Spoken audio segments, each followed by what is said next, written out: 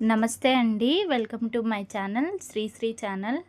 So, నిన్న అనగా July 12వ తారీఖు నేను మా స్కూల్ విద్యార్థులతో కలిసి నెల్లూరు జిల్లాలోని పల్లెపాడు అనే గ్రామంకి వెళ్ళామండి. సో, ఈ గ్రామం యొక్క విశిష్టత ఏంటి అనంటే ఇది పెన్నా నది తీరాన ఉందండి.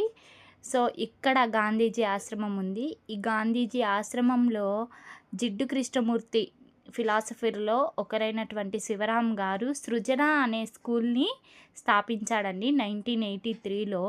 సో, అప్పుడు కొంతమంది విద్యార్థులతో ప్రకృతికి కనెక్ట్ అయ్యే విధంగా ఎన్నో ఆహ్, పిల్లల చేత ప్రయోగాలు చేపిచ్చి ప్రకృతిలో విద్య అనే దానికి పునాదిని వేశారండి.